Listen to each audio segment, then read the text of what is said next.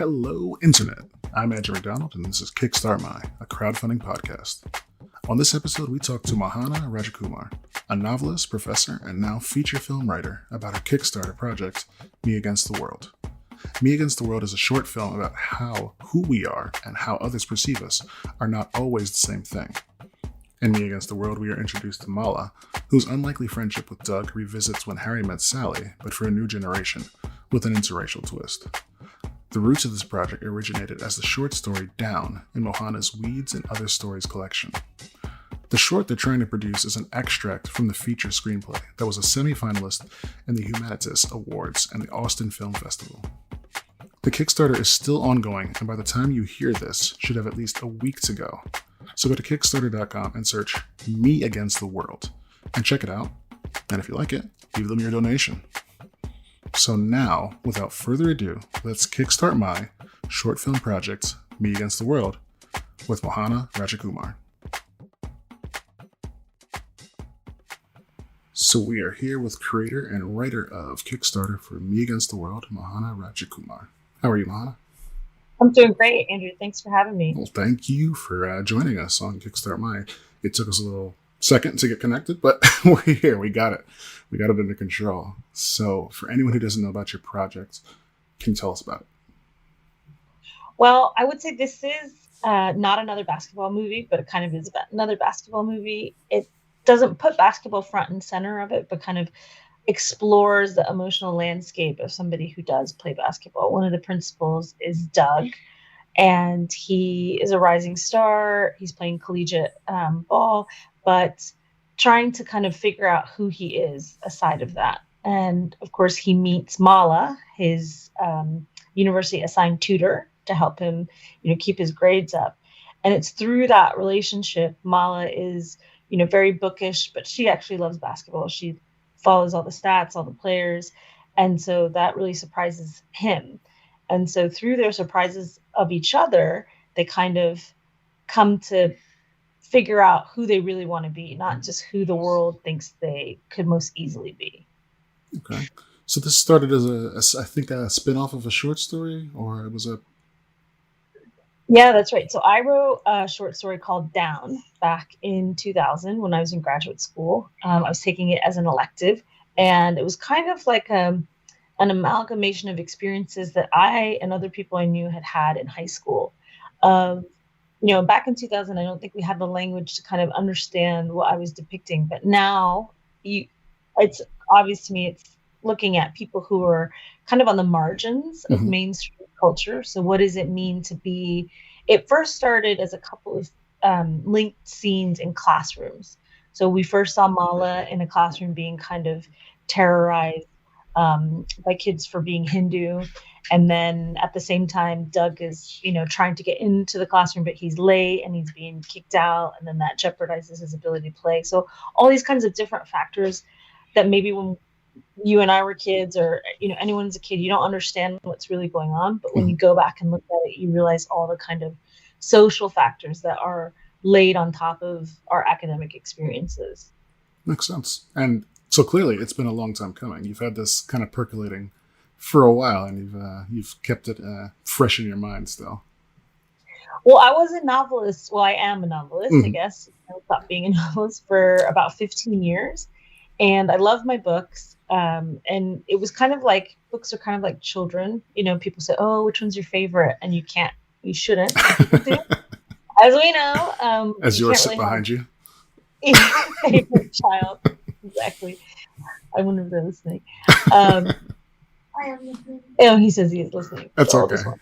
They're always listening. They're always listening. So, but I did feel that I felt kind of, I felt creatively I had done everything that I could with the books. And I was looking for a new challenge. And then that's when the pandemic hit.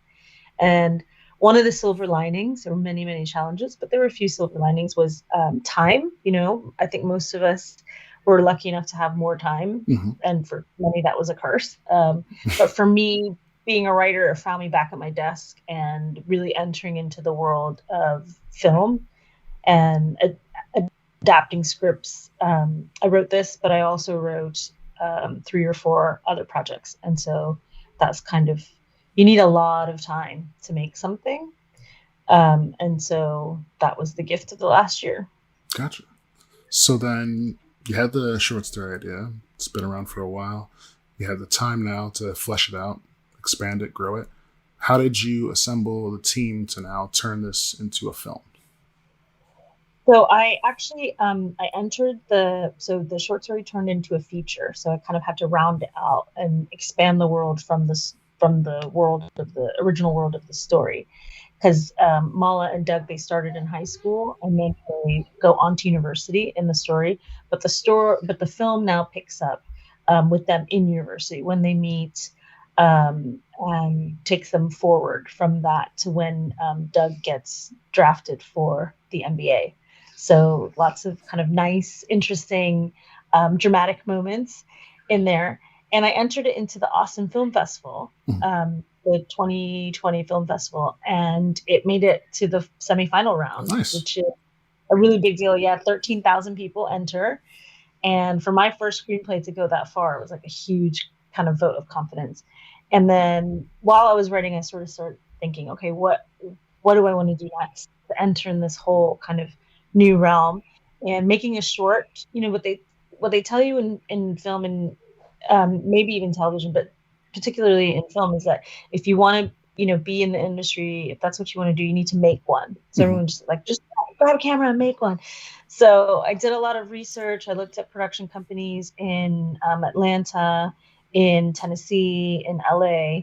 The additional layer is that I'm American, I'm Indian American, but I live in Qatar most of the year.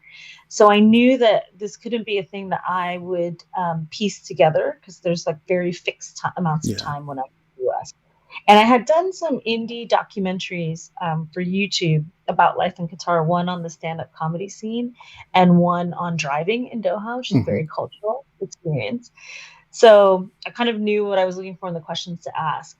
And so the players, it was about a 6-month process to find the production team, but they're based in Nashville, Tennessee. And I think Nashville is really kind of setting its sights on being like the next Atlanta, giving people. I've been hearing that.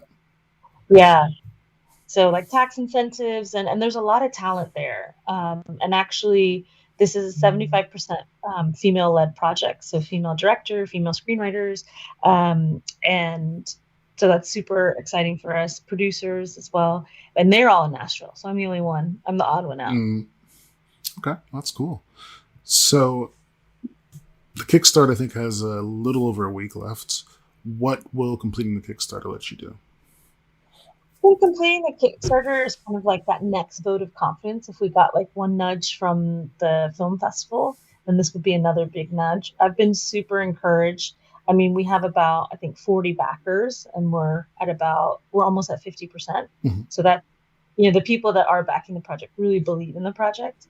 So it's always kind of like a good vote of confidence to say, oh, I completed my Kickstarter campaign. Of course. Yeah. And then obviously, practically speaking, it's going to give us the funds to get this short made. And the idea is from the short, we'll enter into festivals and, kind of pitch to different places. And the big goal is to get the full feature made. Gotcha. Okay. So then, harder question. If the Kickstarter doesn't reach its goal, what's next? If the Kickstarter doesn't reach its goal, I mean, I am 100% committed to making the film. So, we'll look at writing to folks. You've always got the option to write to people and say, hey, our campaign didn't make. If you still believe in us, get in touch.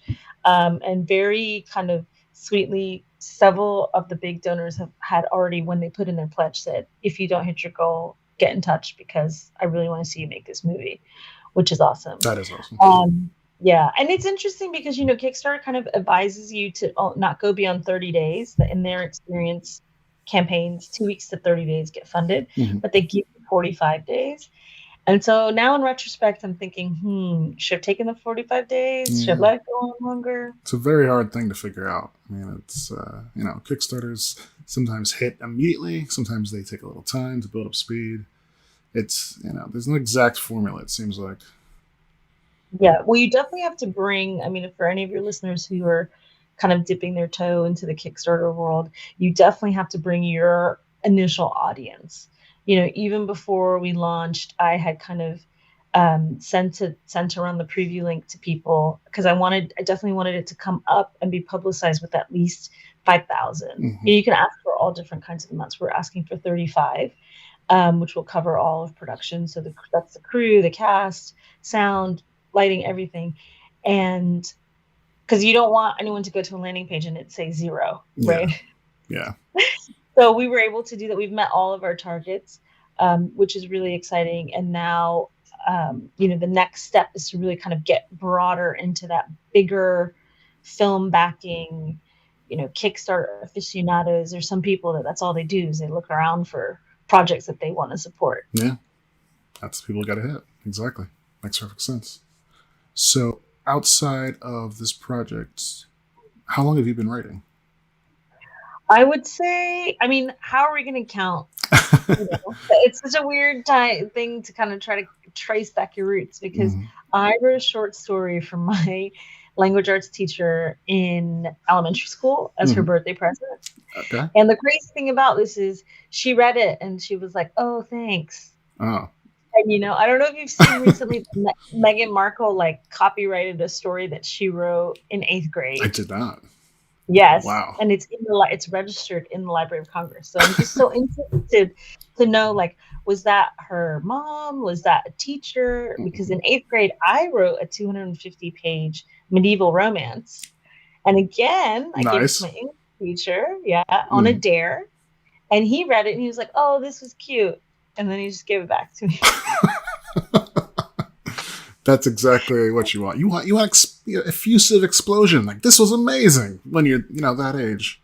Just anything, I sit in all these movies where the teacher or the professor, the mentor figure is like, "Oh, I entered your essay into a contest," and then that's and a lot of these are based on true stories. So I was like, "Hey guys, what was everybody doing when I was where was that teacher?" There was a teacher. I actually used to do some of that similar stuff. I used to write a little bit more when I was younger, and I realized I should have kept doing it because I can't. It's literally like a muscle. I can't do it as well as I used to anymore. I feel like 16-year-old me was a lot better than 37. Oh God, I can't remember how old I am now, so I forget it. But yeah, he was better than that guy. Well, I think probably he had many fewer inhibitions and much more time. That's usually the case. I think so. Yeah, better, but he might have been more productive. That's probably the case. Hopefully. So I've looked at your site. A lot of the books you've written, they seem to come from kind of a Southeast Asian perspective. Is that writing what comes naturally, writing for an audience that you think might be underrepresented, or case of both? Yeah, in writing, they always give you that adage, which is write what you know. That's the thing. And when I was, coming up, or when I was first writing, certainly there weren't any many South Asians. Like, for example, my one person to kind of look to is Amy Tan, right? She's Chinese American. And then as I got into graduate school, Jhumpa Lahiri, the interpreter of melodies. From the Pulitzer, yeah. So, but it certainly in the writing arena, it felt that, publishing houses and agents, once they got their one South Asian, we've got our Indian writer, we've got our Pakistani writer, we've got whoever, we don't need you. But in terms of as a writer, I started in that world because that was the world that I knew. It was so I didn't see it depicted anywhere, So I'm kind of the same generation of Hassan Minhaj and Mindy Kaling and Aziz Ansari. We're all kind of in the same generation. So they were going through what I was going through, and I couldn't look to them. I couldn't look to their media for comedy or entertainment or for guidance because we were all the same age. Yeah. So now I definitely am much more purposeful about, including those characters because I know that there is, and not just, I don't think it's just exclusively a South Asian audience, but that kind of hyphenated identity now in the US and in the rest of the world. There's British Pakistanis, there's British Indians, there's British Africans. So we're all kind of now doing the same thing, looking for our place in the world. And I feel that, people can do that with South Asian character just as much as they can anyone else. Yeah, I mean, perspective, comes from everywhere. It's just a matter of paying attention and taking something from it. So it makes perfect sense. Yeah, we need more perspective. Obviously, clearly, if we look at the world, we need more people's perspectives, kind of chiming in here and there. So you're a writer. You're, I guess, a professor, since you work at a university. And as you said, you've done some Qatar kind of television. One thing you didn't mention, though, on that television, you're a bit of a foodie. You did like a cooking show, I think. Yeah, it's one of these things where people are like, I can't keep, like, what are you doing now? I can't keep up with you and your interests. But I think, as one way to kind of just keep life interesting and as a creative person is just try lots of different things. Mhm. And a couple of years ago, probably like 6-7 years ago, I was really into just cooking at home. I got really tired of eating out all the time. And so there used to be a pretty big movement actually on Instagram. It's called Sunday Supper. Mhm. So the focus was that, like, to really just get people, even if they're just cooking one day a week, to try to get them to do that. And so yeah, I did a small cookbook for dummies kind of thing. Was it like 9 recipes? So it's like 3 starters, 3 main courses, 3 desserts. Just as a way to kind of like encourage people to just take a little bit more interest in what you're eating, not in a guilty way or to starve yourself, but just to take kind of pleasure. And again, I was writing so much, and writing is wonderful, but it's so text-based that it can be draining. So I was looking for something else creative to do that would get me off the screen and away from the page. Gotcha. Makes sense.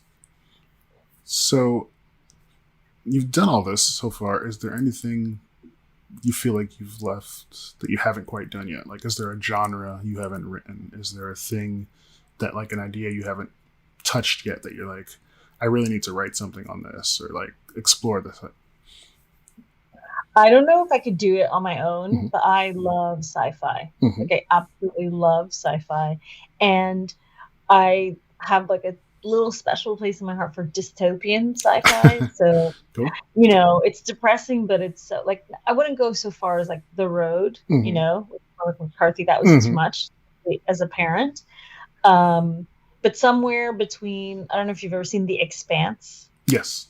Okay. Oh, I love The Expanse. I mean, like, when I finished season 5, I literally felt like I had moved away from a group of friends, I was just like, oh, but I'm not someone who watches things over or reads books twice because there's so much to see and so much to read.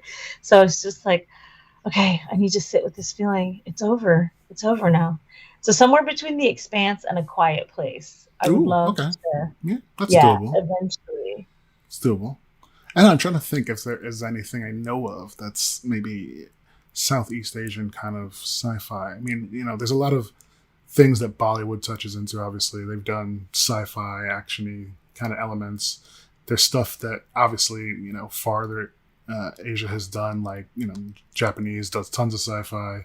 Korea dipped its toe into it this year with, I think, what was that? Space Pilots? It was on Netflix. It was like a space junkers kind of movie, but they had a couple big stars and it did really well.